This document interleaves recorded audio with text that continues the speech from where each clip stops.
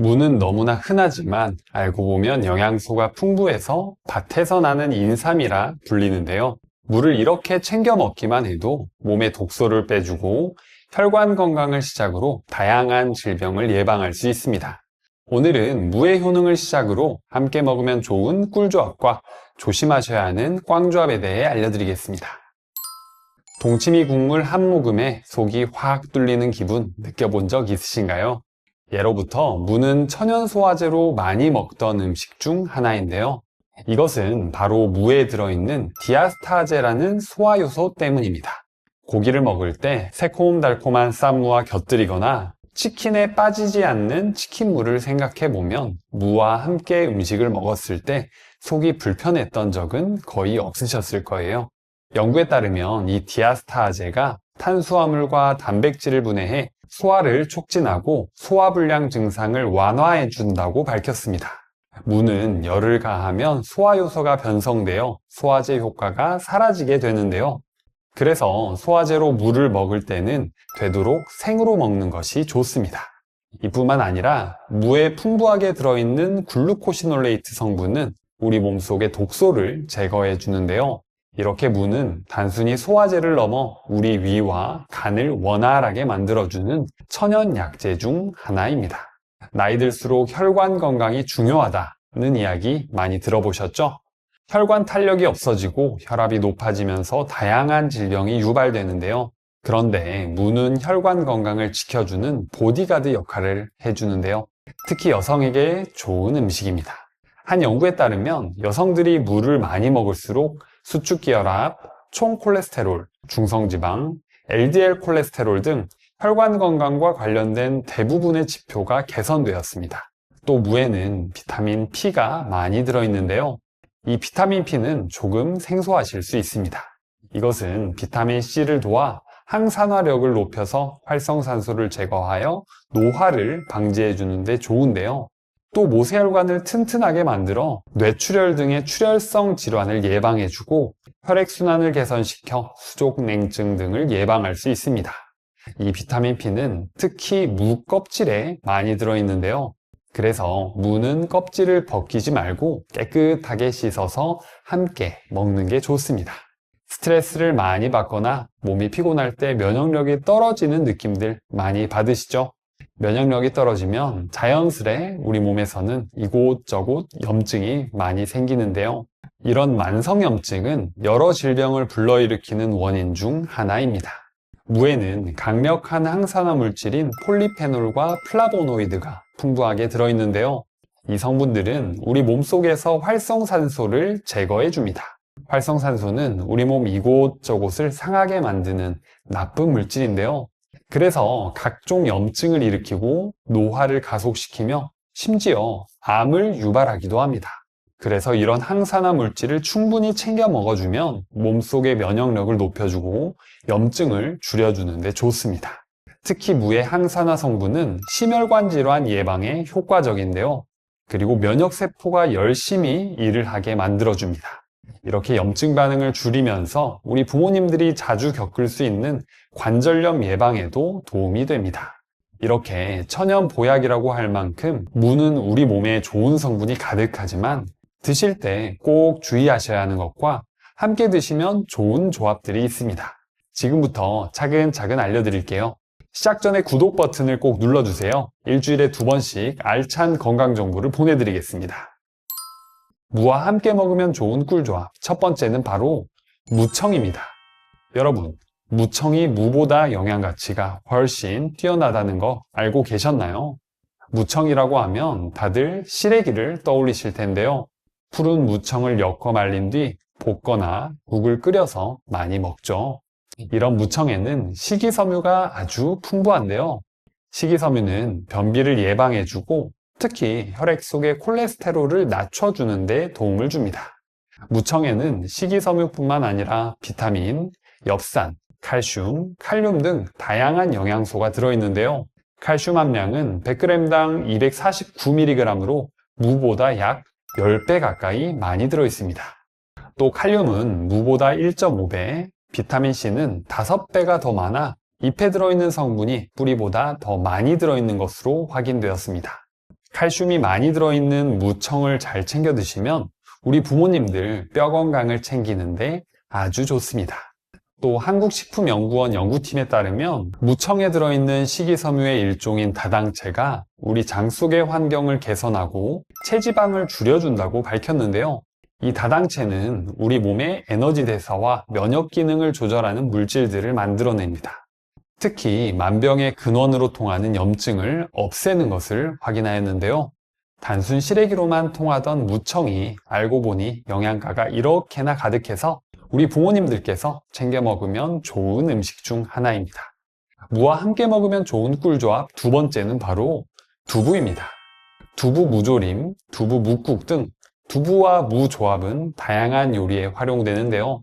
특히 함께 먹었을 때 서로 모자란 부분을 채워주기 때문에 궁합이 아주 좋습니다. 먼저 두부에는 단백질과 지방이 풍부한데요. 무 속에는 디아스타제와 프로테아제 같은 소화 요소가 있어 이 두부를 먹었을 때 소화가 잘 되게 만들어주기 때문에 몸에 흡수가 잘 되게 해줍니다. 또 무에는 알리신, 이소티오시아네이트 성분이 있어 우리 몸속의 독소를 제거하고 염증을 줄여준다고 알려져 있는데요. 두부에도 이소플라본과 레시틴이 풍부해서 우리 몸의 염증을 억제해주고 장 건강을 좋게 만들어줍니다. 각각 다른 성분으로 해독 효과를 보여주기 때문에 함께 먹었을 때 우리 몸에서 해독 효과가 배가 되게 해줍니다. 무에는 비타민C가 풍부하게 들어있는데요. 두부에 많이 들어있는 철분과 비타민C가 만나면 소장에서 더욱 잘 흡수하게 만들어줍니다.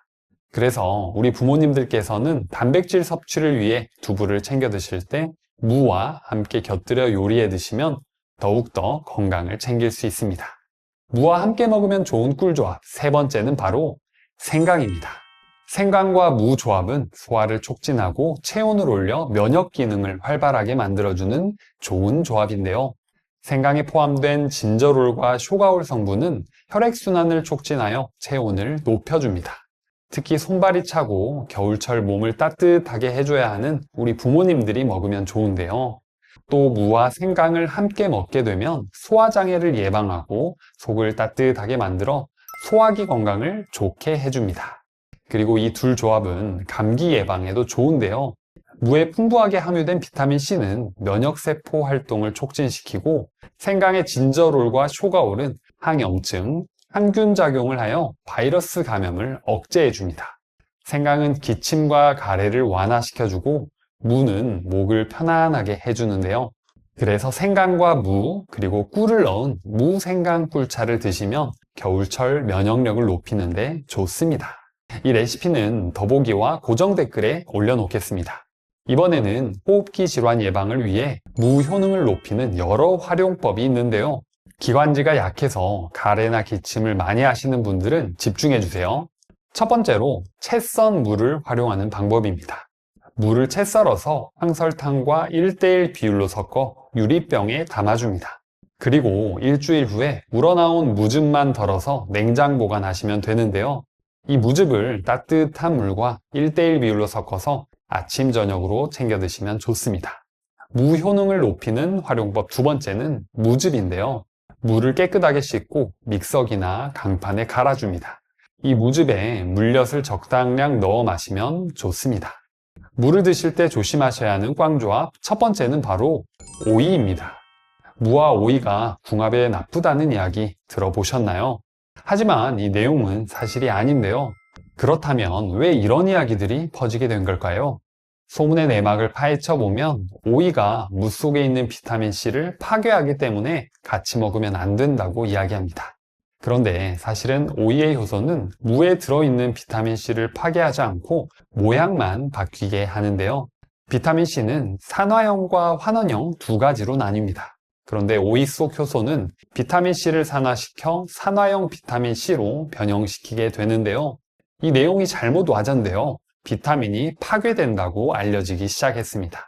하지만 산화형과 환원형 비타민 모두 우리 몸에 들어가면 정상적인 비타민C의 역할을 하기 때문에 사실은 전혀 문제가 없습니다.